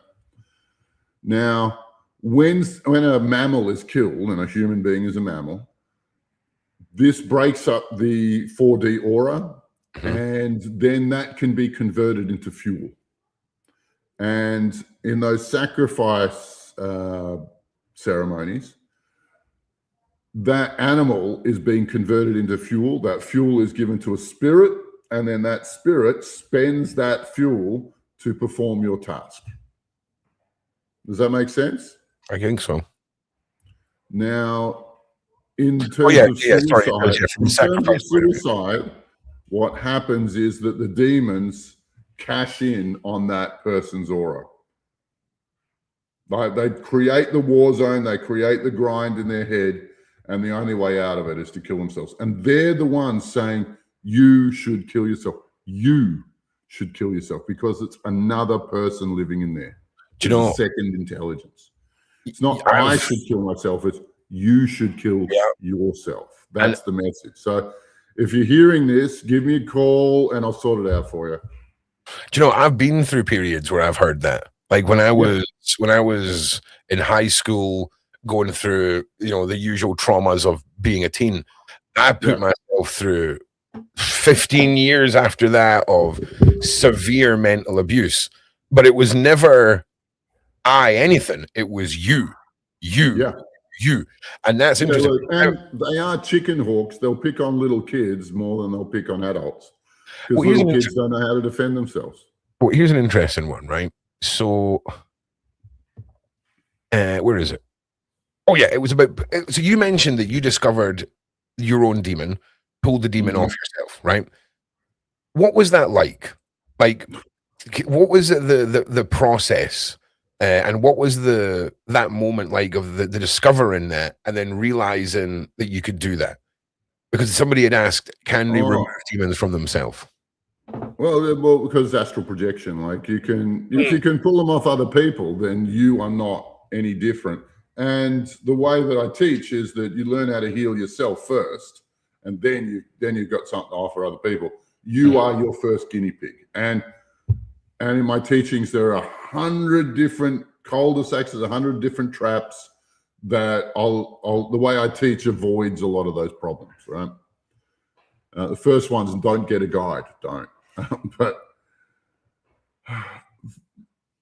what was happening was it took about 4 months to get rid of that first one, right? I'd go to sleep at night, I'd lay down in bed, and then I'd pop onto the astral planes and I'd just start a fight with the thing. I'd put on the boxing gloves and I tried chopping it into little pieces. I tried blowing it up with grenades. I tried kicking it until I kicked a hole straight through it. Like everything. But here's the thing. It wasn't until Padmasambhava had that conversation with me that I realized I was in a world of different physics. Like the physics of thoughts and ideas is different to the physical world. Yeah. And I need a cluster of techniques that work in that environment. And so after that, it was easy. Like the first one, I also bought a massive, it was on my solar plexus. And so, and there were moments where I was able to get it off for a few hours and then it would always come back. But on this particular day, I had a big piece of black protective stone or a crystal, and I got rid of it, and it felt awesome. And then I literally just walked around hugging this black stone for the next 24 hours. So that the idea was that it wouldn't be able to reconnect with that spot because it was protected by this stone. And it fucking worked. I fluked it. Sick. Like the first one, I fluked it. That was it. I didn't have a good answer. And, and I was desperate enough to be an idiot walking around carrying a 2-kilo stone, holding it. I would have paid good money to see that. Just a random Aussie walking around Aussie. Do you remember the log lady from Twin Peaks? Okay, you're the rock dude. Do you know what I'm saying? Hi, I'm Alobar. I kill demons. This is my rock. You need to slap some googly eyes on it. That rock, and let's get this straight. That rock. Don't insult the rock. I didn't want to leave that rock behind. I carried it with me. I backpacked around India with a big rock in my bag the whole time, and I was excited by it. Okay. That is now the most interesting thing about you, Alobar. Forget about the demon hunting. I'm going to take my rock to India. This is some like Tom Hanks Wilson relationship things that we've got going on here. It really is. It's so good though. But you would though, bro. Like if you just killed a demon inside yourself, you'd be like, this rock ain't leaving I'm putting my car keys on this and it ain't leaving my side. Because you would. And another thing as well, your belief in that rock, right, is would have been like a stage in your own development in the power of belief, right? Because no, I'm still a big believer in crystals, and I've got, in this room I have 2 altars that are stacked with crystals and runes. These are the permanent blessings I do for my business and for my family. Like okay. So you've got I've got this rare crystal here, which is something called crystals Asia ring. It only comes out of Sweden. You got a bunch of where's the big black rock, Alobar? Is it in a special one here? Special safe? And another one here, and another one here. This stuff here is Libyan gold tektite. This is part of a meteorite that hit the earth. Like it's, sick. I'm still in love with crystals. It's just not the only thing I do. Okay, sick. I like to imagine that black crystal is in like a safe in the floor, right? That like you've got to scan your entire hand in order to gauge access. Scan before you can be in contact. Exactly. Anyway, that's too good, right? So anyway, so we've got some more questions. Hang on a second. Now. Somebody asked, will you speak about the blood of Jesus? That's all they said. No. Jesus, I gotta say, like I've kept Jesus out of it for most of it. Like I have met Jesus a bunch of times. He's a wonderful guy. But Jesus is just too contentious in the 3D. As soon as you say Jesus, half the people in the room roll their eyes and the other half wonder, is he working with my Jesus? Is he working with the Episcopal Jesus, the Pentecostal Jesus, the Anglican Jesus, the Catholic Jesus? I just don't want to get involved in the debate about Jesus. I don't want to, he's a great guy. He's awesome, but he's not pivotal to what I do in the way that the Christians use him for everything. Yeah. Does that answer that question? I think so. I didn't really know what the question was. It wasn't really a question. It was just more like an instruction of what to discuss. Jesus, mate. Yeah. Yeah. Listen. Jesus again. You want to talk about Jesus more? I don't. I really don't want to talk about Jesus. I don't follow Jesus, but I'm on the same page as you. Like he's sound. He's a sound guy. Do you know what I'm saying? Legend. Like super chill. Legend. Super like you could leave your kids. You could quite happily be like, Jesus, I'm nipping out for a couple hours. Make sure none of the kids fall down the stairs. Jesus would be on that like a rash, bro. Like you would come back and those kids would be sat at the table doing crafts. Do you know what I'm saying? He would chill, dude. Jesus, make sure my kids don't burn the place down. 100%. He's your guy, right? Odin, I'd come back and my kids would be skinning a boar outside. Do you know what I'm saying? With a piece of flint. Okay, they'd be having a great time. They'd be learning some stuff. But I mean, come on, like dial it back, do a jigsaw or something. So, like, no. I want my kids doing Odin kind of stuff. Like, I'm gonna have to move out to a farm, but yeah, I'm with you. I'm just saying, there's some health and safety things we have to discuss first, Odin. All right, we got to put some health and safety stuff down here. So, like, and it's always been my opinion with the gods that certain gods have served humanity when they've lined up with humanity at that time, right? And like we've kind of landed with Jesus and Christianity in the last page in the library of humanity, right? And up until the point, I mean, Jesus, pretty chill guy. He's not a bad one to have everyone kind of look toward. But he lost the fight against Satan. That's what happened to him. Yeah. But the thing is, you can't love. I really need a bathroom break. Just give me a second. Sorry, that's right. Sorry. He's going to cook an egg. Don't listen to him. So yeah, the thing is that I speak about this a lot about how you can't just love evil to death in the real world. In this world, the physical world, you just can't do it. Like you can make normal people feel guilty and feel empathy, but true evil can't be loved to death, and that's where old JC has a bit of a problem. So we need to bring in the barbarians from time to time. Oh my God, turn your mic off for a second there. I thought you had a freaking lapel mic on. That's just the exorcism, the demons leaving the body. Don't worry. So yeah, I think for me, the healthiest mindset I've ever found was when I started following the gods I follow is acknowledging the fact that they're all as real as each other.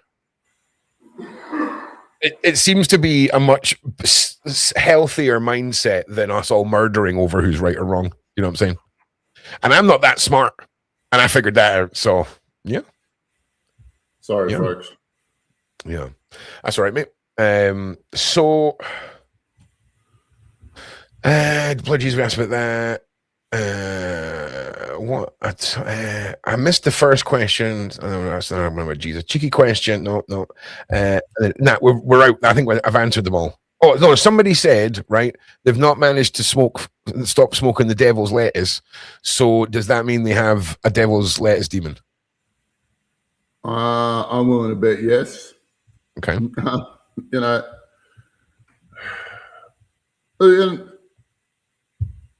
I can't force a choice for anybody. And every time you smoke the devil's lettuce, God, you get okay. The chemistry that's going into you is an open door for him to come in. So if you're smoking every day, then he's with you every day. Here's the interesting thing. You might initiate a conversation with him. Mhm. You might, in your own mind, just go, "Hey, weed, are you there? Come on, weed, come out and talk to me. You're my friend." Have a very interesting night tonight, Alobar. I'll tell you that. See what sort of conversations you have with weed. Be aware that he will lie to you, because demons have honesty issues. But you know, you've got a long time to see just what sort of friend he is. Mm. You know, and it's all off your own reconnaissance. But you know, like, I'm just suggesting you initiate a conversation and see where it leads. Yeah, I'm going to actually. Just do that.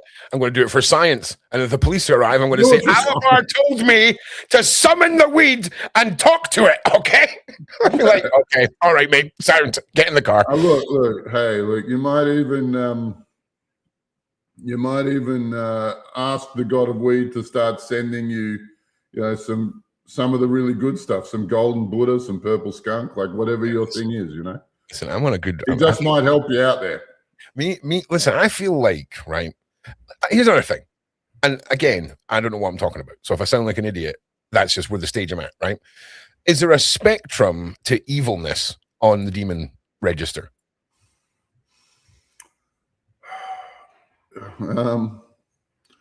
I would say there's definitely a spectrum of aggression. Okay. So the depression demons have no aggression. Mm-hmm. But there are other demons that, you know, the ice demon is one of the worst monsters I've ever come across. Okay. There is, none of them have any regard for their hosts. Like, all of them are reckless with the host. Mm-hmm. Yeah, I would say that would be the key thing is the aggression. Mm-hmm. If I had to, like, there's only one scale that I find important. It's the amount of aggression that they have. Sounds like cancer, right? The same sort of scale as cancer would be graded on. Because it is, right? I mean, it's an invasive. I didn't think of it that way. But it is, right? Like, it sounds a lot like that, because some cancers can just sit about for years doing nothing. And then all of a sudden, some cancers just appear, and then a week later, it's too late. And some of them are actively trying to consume the rest of the body, yeah. Yeah, that's wild. Wait a minute. Okay. Yeah. I'm getting information shoved into my brain right now. So, okay. So can people, so let's say, for example, you've got somebody who's a passive drinker, a recreational smoker, they do a bit of yayo every now and again. None of it is to fill a void. None of it is to, you know, they're not running from anything. They just like to have a good time every now and again. Is that living with a demon? Is that technically you living? Look, and here's. I'm just asking for a friend, Alobar. Okay, I'm asking for a friend. That's it. Well, look, what you're doing here is you're inviting the demon into you too, and I think it's the demon who creates the emotional state or the excitement or whatever it might be. I think it's the demon that creates the buzz.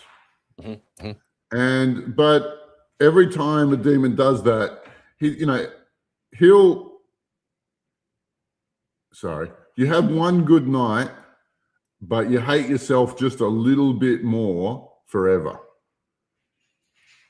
Like, that's the wages of that. And it's a cost benefit analysis. Yeah, I'm with you. And do you know what explains the difference between somebody who does something 4 times a year and somebody who does something 7 times a week? If I'm being honest, when you add up the hate tokens that you're developing for yourself, that's interesting. That's really interesting, because that kind of makes sense. That's what I have to say about that one. But look, I do this work for people for money, and the results are awesome. Oh yeah. But what I really prefer to do is to teach. I really love teaching. because it empowers people to go out and hunt down these suckers themselves. Oh yeah. Can I tell you? And you know the most rewarding demons to kill? The ones in your kids. Everybody's got these personality foibles. Somebody's jealous. Some people are angry. Some people are depressive. Whatever it might be. But if you can take that out of your kids, oh man, like parents just realize they don't have to worry anymore. Like it's the hard part's done. You know, at any age, that's the most rewarding. That's the most rewarding thing that I can offer people who do my course. But some people go professional. Some people are out there turning a buck, making people's lives better day in, day out, and they're fucking heroes for it. God bless them. Yeah. But, you know, like, and the course isn't a rote course.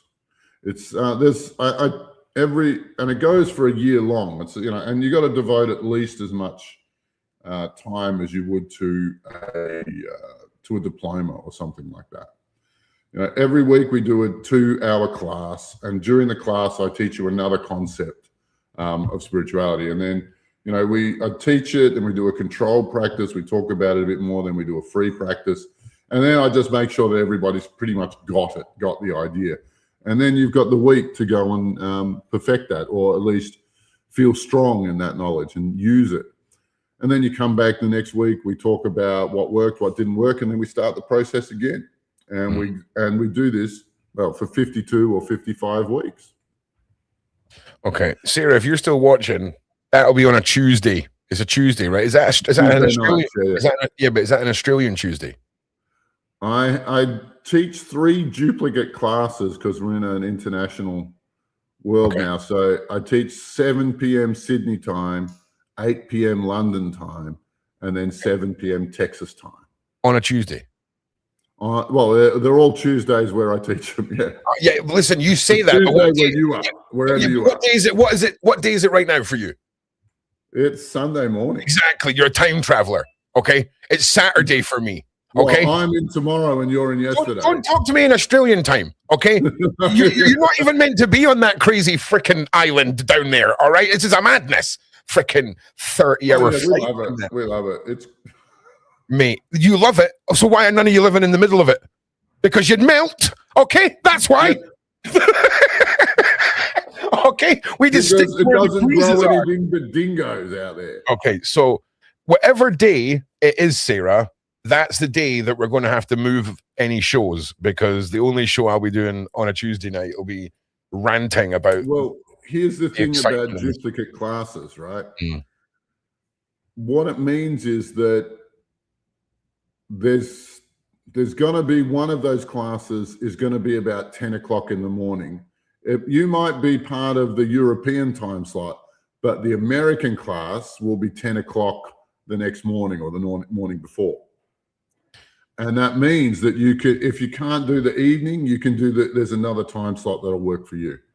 And, you know, some people are enthusiastic enough to attend all three classes. Yeah, you love teaching. And I'm so flattered that people want to get up at 3 o'clock in the morning to listen to me talk.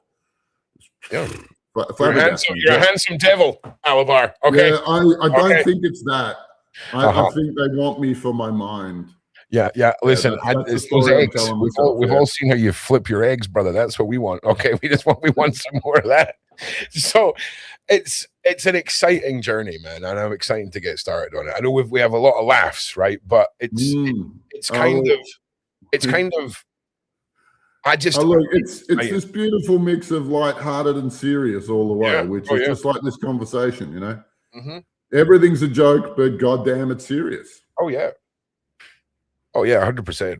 And like I say, I'm going to be getting back to editing all of the first. Oh, also, we're once this goes live, Alobar was talking about presenting anyone with an offer who may want to experience what the cheerleader has, and we'll talk about a little bit more about that when we do the follow-up show. But just know Alobar is the real deal, and if you haven't been convinced just by his conversations or of his content being put out, trust me, right? If this had just been come and sit in on a random exorcism, there's algorithmic probabilities of, I don't know this person, this could be anyone. This was somebody I have known for a long time, that I was been worried about for a long time. Met Alobar. I mean, and do you know what was weird? I even talked about the fact, do you remember the first time we set it all up and the cheerleader had like a freaking meltdown and like was like, oh, I can't be demon hunted tonight, I need to go out and buy milk or some crap, right? And it was like, and then there was like this like 48 hours where she just went bananas, bro. And I was like, they have shat themselves. They have all realized what is coming, because that was right. Do you remember I said I projected to find out exactly what was going on with her? I seen her soul, all of this stuff. It was right after all that took place. So they knew things were coming 100%. And it was like a panic. It was like a panic group of dogs. Now looking back, right? Crazy. Because you were like, nah, I'm done. And I was like, no. No. Oh, look, I've actually had clients. It's too good. Driving to my house. They have a freak out. They drive back home again. And they go, look, aren't we supposed to do a session now? And they go, I couldn't do it. I lost it on the road. I don't have a minute. It's just the demons retaliating before they meet me. It's bizarre. They'll do anything to prevent that relationship with their host ending. Oh yeah, it's so funny to watch, like their reaction. It's phenomenal. It really is. It really is, man. Stay tuned for that, people. I'm going to get all of that organized for us. We've hit the 2-hour mark. And Alobar, listen, fascinating as always. And we'll be back this week. Expect to hear more about demon hunting. Expect to hear more about Alobar's teachings and his classes. And I'm fully endorsing everything that this man does. So I'm leaning in to the Alobar Jones School of Witchcraft and Wizardry. It's going to be sick. It's going to be so sick, bro. Like, I cannot wait to just upset so many arrogant, narcissistic, sociopathic 9-year-olds that are basically what a demon is. So, I can't wait. Oh, it's going to be great fun. It's going to be great fun. Yeah, man. So listen, thank you to everyone in the side chat. Thank you to the mods. Thank you to the Show Network channel. But most of all, Alobar, for me, from one human to another, what you have helped do with my friend, I can never thank you enough. And I look forward to trying to achieve making that up to you for the rest of my life, because this is going to be a long and probably hilarious friendship, brother. And I can't wait. Yeah, I'm looking forward to it too. Hell yeah. All right. Those eggs are calling us, baby. Let's get those pans out. Yeah, take it easy, baby, boys and girls. Peace.